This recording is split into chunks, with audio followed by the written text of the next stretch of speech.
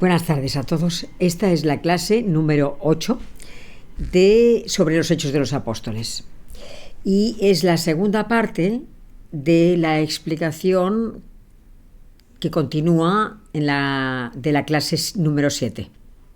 De manera que si os interesa saber un poco más sobre Pentecostés, hay que ir al vídeo anterior, número 7, para saber un poco más sobre, ya os digo, Pentecostés, porque hoy lo que voy a explicar es la segunda parte. Recordad un poco el resumen, ¿no? Antes de recordarlo, vamos a rezar la oración que siempre rezamos antes de empezar. En el nombre del Padre, del Hijo y del Espíritu Santo. Amén. Señor Jesús, me presento a ti tal como soy. Te pido perdón por mis pecados, me arrepiento de ellos, por favor, perdóname. En tu nombre perdono a todos los que me han ofendido. Renuncio a Satanás, a los espíritus malignos y a todas sus obras. Me entrego por completo a ti con todo mi ser. Señor Jesús, ahora y por siempre te invito a entrar en mi vida. Te acepto como mi Señor, mi Dios y mi Salvador. Por favor, cúrame, cámbiame. Fortaléceme en cuerpo, alma y espíritu. Ven, Señor Jesús. Cúbreme con tu preciosa sangre y lléname del Espíritu Santo. Te amo, Señor Jesús.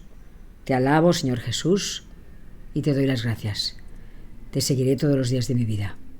María, mi Madre, Reina de la Paz, San Peregrino Santo del Cáncer, todos los ángeles y santos, por favor, ayudadme. Amén. En el nombre del Padre, del Hijo y del Espíritu Santo. Amén. Si queréis saber alguna cosa más sobre son los Hechos de los Apóstoles, que acabo de empezar, estoy en el capítulo 2, hay que ir al link que tengo, al canal que tengo, que se llama La Sagrada Escritura en Profundidad. Suscribirse y poner así, o sea, poner la señal así, para que, me gusta, pero la idea es que a través de esto, de poner esta señal, lo podéis recibir cada semana sin ningún problema. Bueno, pues vamos a empezar. Recordad que lo que os había explicado, someramente, muy poquito, era que, el resumen del otro día, era que estaban los discípulos reunidos para celebrar Pentecostés, es decir, ellos lo que celebraban era, en Pentecostés, los judíos lo que celebraban era el hecho de que Dios hubiese dado a Moisés las tablas de la ley. Estaban reunidos para esto, pero entonces, reunidos y todo, de repente reciben el Espíritu Santo. El Espíritu Santo que reciben se manifiesta de una manera palpable. Cuando digo palpable, quiero decir de manera sensible. Es decir, oyen un ruido. Leed el fragmento, capítulo 2, versículo del 1 al 15. Oyen un ruido y luego sienten calor. O sea, dice el texto que se les manifestaron como unas lenguas de fuego, ¿no? O sea, sienten calor y ruido. La consecuencia de este calor y ruido es que de repente se ponen a hablar, a bendecir y a alabar y a glorificar a Dios, cada uno en la lengua de la persona que está oyéndolo en ese momento. O sea que el impulso que les da, el primer impulso que les da el Espíritu Santo, por eso es lo primero de todo, antes de cualquier don, es el de las lenguas. Empiezan a hablar cada uno en un idioma distinto, de manera que las personas que pasan entienden lo que está diciendo y ¿qué están diciendo? Alabando, bendiciendo y alabando a Dios. Entonces yo luego me fui al capítulo 12 y 14 de la primera carta a los Corintios, y San Pablo habla en el capítulo 14 de el don de lenguas, que por eso os aconsejo que leáis todo el capítulo 14 para enteraros un poco más, aunque hay partes que he explicado ya en el apartado 7 de la charla del otro día, ¿no? Y del don de profecía. Y claro, Pablo dice, yo, con mis propias palabras, o sea, Pablo dice, yo estoy encantado de que vosotros sabréis en lenguas, pero yo preferiría que se os diera el don de profecía. Claro, porque las lenguas el don de lenguas es de espíritu a espíritu, de Dios a ti va, o sea, te beneficias tú. Pero si tú tienes el don de profecía, beneficias a toda la asamblea. Llamo asamblea a todo el pueblo, a toda la gente que en ese momento esté. O bien a una sola persona, ¿eh? Bueno, entonces, cuando vamos a ver qué quiere decir el don de profecía, ¿no? Primeramente, yo quisiera explicaros qué es ser profeta. Un profeta. Y os voy a hablar del Antiguo y del Nuevo Testamento, ¿no? Primeramente voy a hablaros del Nuevo, con ejemplos, para que lo entendáis. A ver, un profeta es una persona que es un hombre santo o una mujer santa, ¿eh? Hablo de un ser humano santo, por la misión que Dios le da, que es el de ser profeta, y por su religiosidad. Lo llamo santo porque, o sea, va camino de la santidad, en el sentido de que está aquí en la tierra, pero lo que quiere es hacer lo que fuera para servir a Dios. Quiere seguir el camino de Dios, quiere hacer exactamente lo que Dios quiere que haga. Por eso lo llamo santo. Es una persona que además Dios elige, precisamente por la espiritualidad que tiene, porque es un ser muy espiritual. Entonces, esto es lo que es un profeta. Entonces, ahora, ¿qué hace un profeta? Un profeta es una persona que habla de parte de Dios al pueblo. Y ya os digo, pueblo, entendido por pueblo, o una sola persona o un conjunto de personas, ¿eh? Entonces, ¿qué le dice al pueblo? O sea, ¿qué le dice a la persona? ¿Qué le puede decirle? Pues, por ejemplo, le puede animar a convertirse, aunque no sepa nada de él. Le puede animar en ese momento a una persona a convertirse, o puede denunciarle los pecados que está haciendo. Haces mal, no tienes que hacer esto y esto, debes ir por otro camino. Anuncia también, por ejemplo, las gracias que va a recibir esa persona concretamente, o el conjunto del pueblo, por seguir a Dios. Y sobre todo también decirle que el profeta que estará a su lado, al lado de las personas si lo necesitan y si le dejan estar. Os hemos quedado en esto. Un profeta es una persona que habla de Dios al pueblo. Ahora, este profeta, además, como característica, puede también explicar cosas, por ejemplo, que todavía no han pasado. Pero no en plan de mago, o sea, no en plan de un adivino. Pues yo quiero saber el futuro. Es muy buena cosa un profeta. No es en este plan. Os voy a poner un ejemplo para que lo entendáis. Y el ejemplo que os voy a poner es el del padre de Juan Bautista, que está en el capítulo 1 de los Hechos de los Apóstoles, de San Lucas, capítulo 1 de San Lucas. Y se llama, Zacarías e Isabel son los padres de Juan Bautista. Entonces, Zacarías, que es sacerdote, resumiendo mucho el tema, Zacarías estando en el templo, puesto que es sacerdote, recibe un anuncio del ángel diciéndole que su mujer, que ya está pasado el tiempo de que pueda ser madre, va a ser madre. O sea, que ellos dos van a ser padres, tanto Isabel como el matrimonio, Zacarías y Isabel, van a ser padres. Cuando ya ni soñarlo, ni pensaban en serlo, ¿no? Él duda en un momento dado, ¿no? Y pregunta esto, pregunta concretamente, es que, ¿cómo va a poder ser posible esto? Porque yo ya soy viejo y mi mujer de edad avanzada. Entonces, esto hace que dude. O sea, la duda esta le va a traer como consecuencia el que durante un periodo de tiempo se vaya a quedar mudo y sordo. Solamente cuando ha nacido el niño, han pasado 8 días y va a tener lugar la circuncisión, porque la circuncisión con los judíos tenía lugar siempre al cabo de 8 días de nacimiento, es cuando le preguntan, bueno, ¿y qué nombre vas a ponerle a tu hijo? Claro, él no puede hablar. Entonces escribe en una tablilla, Juan es su nombre, porque el ángel se lo ha dicho. Entonces, en cuanto ha escrito esto, empieza a poder hablar y empieza a oír. Entonces, el texto, en el capítulo 1, versículo 67, el texto concretamente dice, Zacarías quedó lleno del Espíritu Santo y profetizó, diciendo. Entonces tenéis todo lo que llamamos el cántico de Zacarías, que se reza en la liturgia de las horas, en los laudes, todos los días, los sacerdotes lo rezan, o los laicos que también quieran rezar la liturgia de las horas, también lo rezan, porque ya va incluido dentro de lo que llamamos laudes. Así también el Magnificat, que la Virgen también reza, se reza en las vísperas. Pero bueno, estamos en los laudes y se reza el cántico de Zacarías. Entonces, o sea, que fijaos lo que dice, que Zacarías, en cuanto lo primero que le sale del corazón es alabar y bendecir a Dios, quedar lleno del Espíritu Santo, y la consecuencia es profetizar. Y la profecía es lo que llamamos el cántico de Zacarías. Os leo solamente un fragmento para que veáis la profecía. Dice, capítulo 1, versículo 76, dice, y tú, niño, él dice varias cosas, y luego de repente dice, y tú, niño, refiriéndose a su hijo Juan, que en ese momento tiene 8 días, dice, y tú, niño, serás llamado profeta del Altísimo, pues irás delante del Señor para preparar sus caminos. O sea, profeta del Altísimo porque será profeta de Jesucristo, pero eso está diciéndolo 30 años de antes de que pase. Entonces, dice, pues irás delante del Señor para preparar los caminos del Señor, que es lo que hacía Juan Bautista. Él propagaba un bautismo de conversión para que la gente se arrepintiese y estuviese más preparada para cuando llegase Jesucristo a explicar todo lo que tenía que explicar,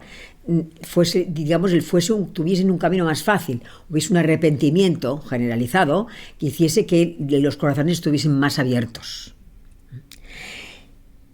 Bueno, pues esto, por ejemplo, es lo que llamamos poder explicar cosas que todavía no han pasado, en este sentido, no como un mago o como un adivino, ¿no?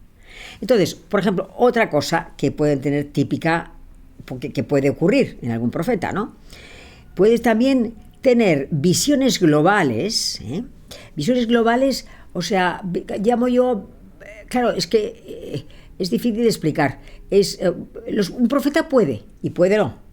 Puede que no, pero puede tener visiones globales, o sea, juntar cosas, juntar varias cosas a la vez, sin tener en consideración el tiempo. O sea, como aquí vivimos en el tiempo-espacio, pero en el otro lado, fuera de aquí, en el otro mundo, no hay tiempo. Hay lo que llamamos Evo, con V, Evo, ¿no? Entonces, Dios les comunica una visión global que a lo mejor lo pueden aplicar en ese momento y además se puede aplicar más tarde y que se confunden en el tiempo. Por ejemplo, en Daniel, en el profeta Daniel. Fijaos que en el profeta Daniel tenemos el capítulo 7, el libro de Daniel, en el Antiguo Testamento. Capítulo 7, versículo 13 y 14, que dice: yo seguía mirando y en la visión nocturna vi venir sobre las nubes del cielo a algo parecido a un hijo de hombre. Le dieron poder, honor y reino, y todos los pueblos, naciones y lenguas le servían. Su poder es eterno, ahora lo dice en presente, su poder es eterno y nunca pasará, y su reino no será destruido. Claro, se refería a Jesucristo, pero esto es Daniel, el profeta Daniel, ¿no? O sea, por eso os digo que pueden haber visiones globales y juntar cosas a la vez sin tener en consideración el tiempo. Y os he puesto este ejemplo de Daniel, ¿no? Otro ejemplo de que os decía del Nuevo Testamento, ¿no? De esto que os decía que explican cosas que todavía no han pasado. Pues, por ejemplo, o que están pasando en ese momento. Recordad que, ¿os acordáis del capítulo 1 de Lucas? Cuando la Santísima Virgen, ¿os acordáis del cuarto misterio de gozo? Que es la presentación del niño en el templo y la purificación de la Virgen María. Pues cuando la Virgen María está en el templo presentándose ella y presentando al niño en el templo y purificándose ella, en el templo de Jerusalén, recordad el capítulo 2, versículo 36 al 38, que está la profetisa Ana. Y dice el texto, había también una mujer, había también una profetisa, Ana, de la tribu de Aser, de edad avanzada. Casada en su juventud, había vivido 7 años con su marido, y luego quedó viuda hasta los 84. No se apartaba del templo, sirviendo a Dios día y noche con ayunos y oraciones. Presentándose en aquella misma hora, alababa a Dios y hablaba del niño a todos los que esperaban la redención de Jerusalén. O sea, la profetisa Ana, que llevaba tiempo allí, Dios le dio el don de profecía, el don de poder reconocer entre toda aquella cantidad de gente que había en ese momento en el templo, aquella familia que era María, José y el niño, acercarse a ellos y poder decir, alabar al niño, dice, y presentándose en aquella misma hora, alababa a Dios y hablaba del niño a todos los que esperaban la redención de Jerusalén. O sea, hablaba del niño, o sea, ella se acercó a aquella familia, en medio de toda la multitud, y empezó a alabar al niño Jesús, sin saber, sabiendo, pero sin saber que era realmente el niño Jesús. Y toda la gente de alrededor lo debía oír. Entonces se le debieron acercar para ver qué es lo que estaba diciendo, porque ellos estaban esperando al Mesías.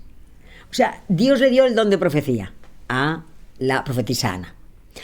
También acordaos de que cuando os acordáis en clases pasadas que os explicaba, que os decía que Pablo, después del tercer viaje, él quiso celebrar Pentecostés en Jerusalén. Y entonces se va a Jerusalén.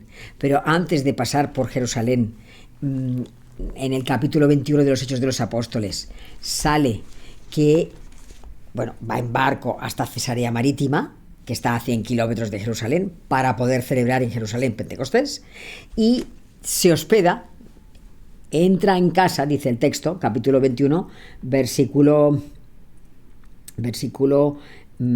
8, dice, llegamos a Cesarea, entramos en casa de Felipe, que era uno de los siete ya os lo explicaré, porque uno de los 7 se refiere a los 7 diáconos, porque esto está más tarde, en el Hechos de los Apóstoles. Los apóstoles tenían un trabajo enorme y hay un momento en que necesitan ayudantes y se elige a 7 diáconos, entre ellos a San Esteban, cuya fiesta se celebra el día después de Navidad. San Esteban era diácono, como Felipe. Pero bueno, ahora estamos con Felipe y con Pablo, que quiere celebrar el Pentecostés en Jerusalén. Pues Pablo llega a Cesarea, llega a la casa de este Felipe y dice, y nos hospedamos. Se hospeda en Cesarea, en la casa de este Felipe. Y ahora viene, dice, tenía o sea, Felipe, 4 hijas vírgenes que profetizaban. O sea, Felipe tenía 4 hijas que profetizaban, tenían el don de profecía. Esto con respecto al Antiguo Testamento. Ahora, vamos a ver un poco Antiguo Testamento, para que perdáis el miedo del Antiguo Testamento, que siempre hay como una especie de sensación de decir, ay, es muy complicado el Antiguo Testamento, yo no sé si lo voy a entender bien. Veréis qué lenguaje más fácil, y veréis cómo eran exactamente ellos como somos nosotros. Era otra sociedad, pero era la misma manera de pensar, las mismas sensaciones, las mismas emociones, lo mismo, eran iguales, vestidos de otra manera y en otro entorno, pero era igual. Vamos a ver, os voy a leer Moisés, capítulo 11, el libro de los números. Vamos a buscar el libro de los números, capítulo 11, versículos, vamos a leer pues del 4, más o menos del 4 en adelante, y yo os iré diciendo. Estamos en el momento en que, sabéis que Moisés es del siglo XIII a.C., y sabéis que está llevándolos desde el pueblo elegido, o sea, el pueblo de Israel, hasta la tierra prometida. Y durante el camino hacia la tierra prometida, que dice que tardaron 40 años, ¿no? Está a ver, no había de comer, no había que beber, era desierto, allí nacían mujeres, nacían niños, morían hombres, se peleaban entre ellos. Toda la vida que de un pueblo normal que iba avanzando, iban avanzando hacia la tierra prometida, pero todas las se debían pelear por un trozo de territorio, en fin, todas las cosas normales que pasan hoy día y cada día en un momento dado. Eran las 12 tribus de Israel, ¿no? Entonces, fijaos si es fácil y humano lo que dice, que el pueblo se queja porque no tiene comida, no tiene carne, y Moisés oye lo que el pueblo dice. Fijaos qué es lo que dice el pueblo. Dice: ¿quién nos dará de comer? Como nos acordamos del pescado que comíamos de balde en Egipto. En Egipto estaban tratados horriblemente mal, porque estaban como recluidos, apartados de los egipcios, y les hacían trabajar una barbaridad. Pero por lo menos podían comer, que ahora en la situación en que están, se han ido del lugar que habían conocido de siempre y se han ido a la tierra prometida. Entonces, ellos dicen: pero es que ¿cómo nos acordamos de los pepinos, de los melones, de los puerros, de las cebollas, de los ajos que podíamos comer? Y en cambio ahora nos encontramos débiles. No hay nada. No vemos más que el maná. Entonces te explica lo que era el maná. Es decir, el maná era como la semilla del cilantro. Su aspecto era como del bedelio, digamos. Lo molían en una muela, luego lo cocían en una olla y su sabor era parecido al de una torta de aceite. O sea, comían eso. Entonces Moisés oye todas estas, oye y le van diciendo que el pueblo se va quejando, ¿no? Entonces habla con Dios, porque Moisés tenía todos los dones del Espíritu Santo, Dios le había dado todos los dones del Espíritu Santo. Y hay un momento en que dice: Moisés hablaba con Dios cara a cara. Es decir, la relación de Moisés con Dios era muy, muy, muy, muy, muy cercana. Entonces dice, claro, Moisés habla a Dios y se queja y dice: pero ¿de dónde voy a sacar carne para dársela a todo este pueblo? Si no puedo cargar yo solo con todo este pueblo, es demasiado pesado para mí. Todos los problemas que le presentaban intentaba resolverlos, pero es que no daba abasto. Entonces Dios le dice a Moisés: reúneme 70 ancianos de Israel, llévalos a la tienda del encuentro. La tienda del encuentro es donde estaba el arca de la alianza, Llévalos a la tienda del encuentro y que estén allí contigo. Yo tomaré parte del espíritu que hay en ti y lo pondré en ellos, para que lleven contigo la carga del pueblo y no la tengas que llevar tú solo. O sea, le dice Dios a Moisés: elige 70 ancianos, en el sentido de que eran 70 personas que tuviesen, de su elección, de la elección de Moisés, que tuviesen suficiente, no solamente sentido común, que fuesen una persona, gente muy recta.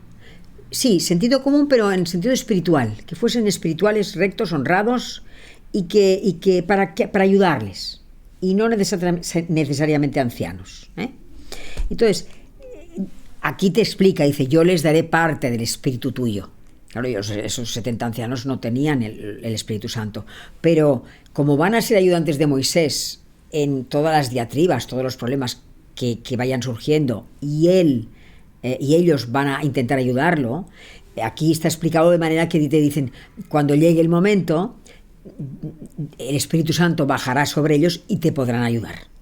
Y el texto sigue diciendo en el capítulo 11 del libro de los Números, versículo 24, dice: salió Moisés y transmitió al pueblo las palabras de Yahvé.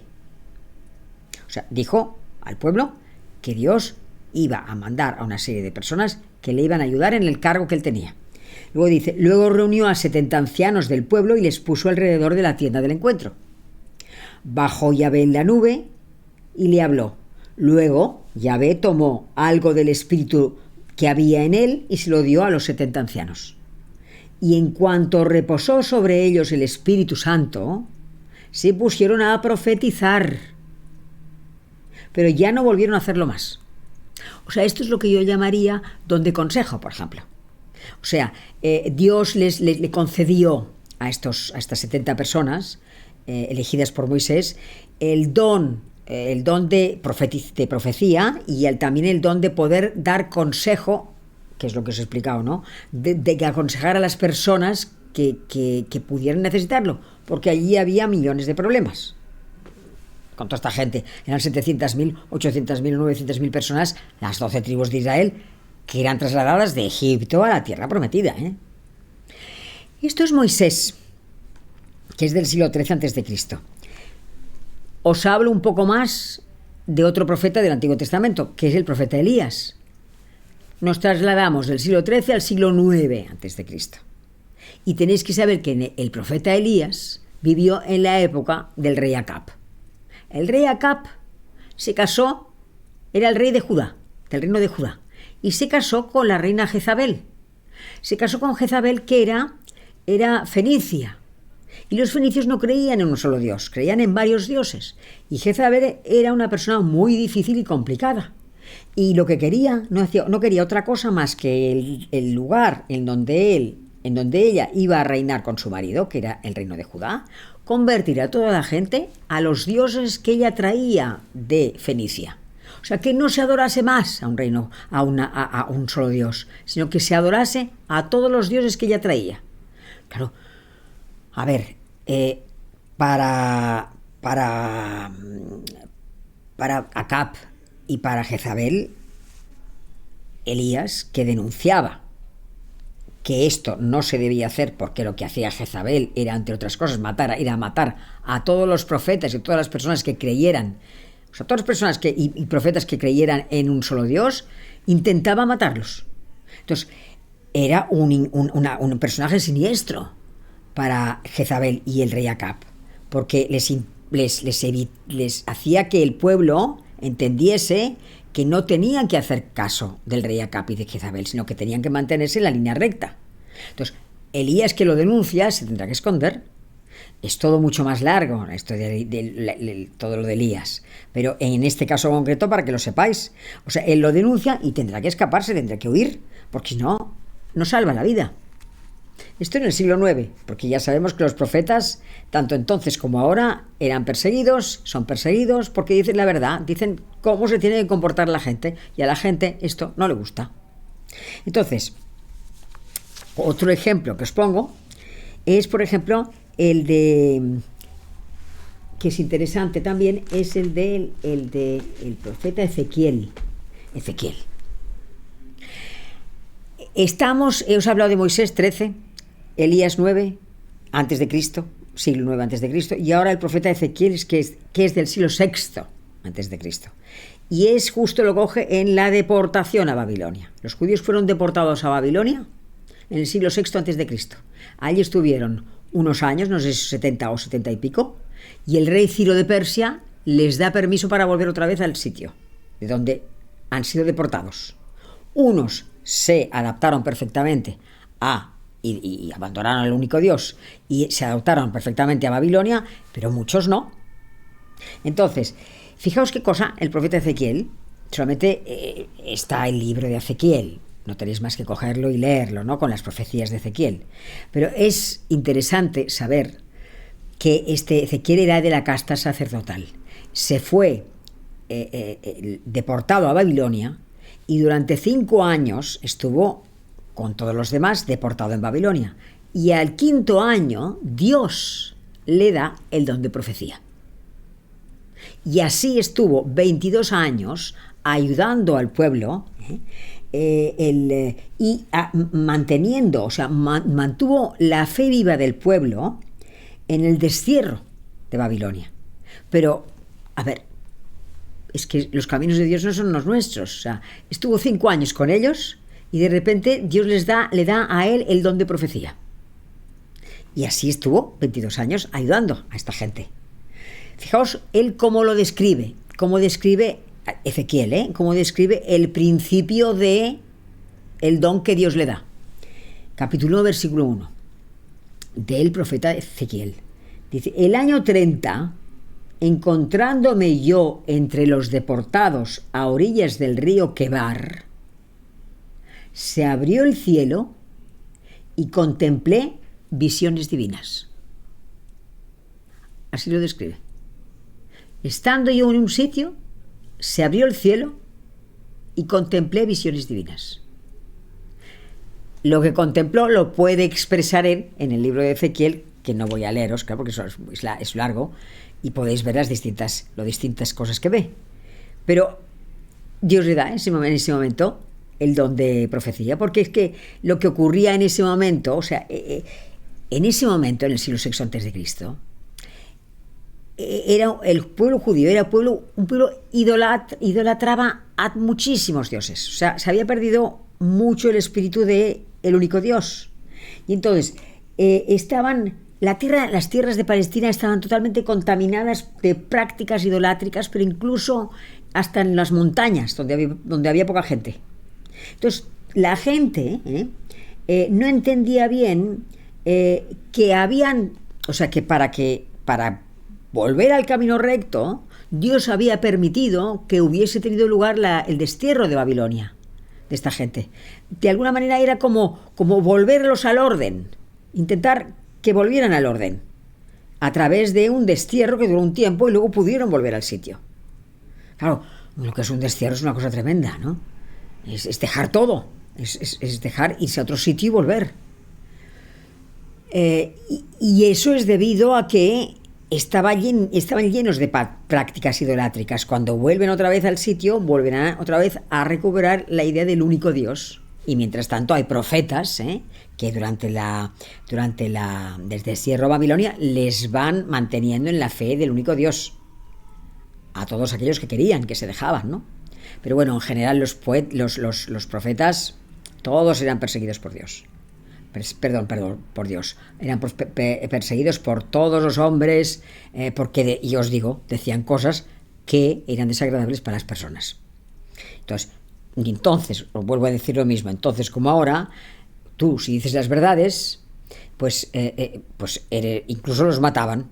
No es el caso ahora, pero muertes cruentas puede haber, e incruentas. Es decir, te pueden hacer la vida imposible por ser recto, por decir, no, yo sigo el camino que Dios me dice que tengo que seguir. Y os digo a vosotros que tenéis que seguir el mismo camino. Bueno, pues esto es lo que hay hoy. Me voy a despedir de vosotros antes de la semana que viene, que seguiremos hablando. En este caso hablaremos ya de lo que Pedro empieza a decir a la gente a partir de que ha recibido el Espíritu Santo, con todos los dones, ¿no? Y eso lo empezaremos a hablar ya la semana que viene. Entonces, me despido de vosotros recordándoos que si queréis alguna otra cosa con respecto a los Hechos de los Apóstoles, podéis ir al canal La Sagrada Escritura en Profundidad, y vamos a rezar ahora una salve a la Santísima Virgen. En el nombre del Padre, del Hijo y del Espíritu Santo. Dios te salve, Reina y Madre de misericordia, vida, dulzura, esperanza nuestra, Dios te salve. A ti aclamamos los desterrados hijos de Eva. A ti suspiramos, gimiendo y llorando en este valle de lágrimas. Ea pues, Señora abogada nuestra, vuelve a nosotros tus ojos misericordiosos. Después de este destierro, muéstranos a Jesús, fruto bendito de tu vientre. Oh clementísima, oh piadosa, oh dulce Virgen María, ruega por nosotros, Santa Madre de Dios, para que seamos dignos de alcanzar y gozar las promesas de nuestro Señor Jesucristo. Amén. En el nombre del Padre, del Hijo y del Espíritu Santo. Hasta la semana que viene, si Dios quiere.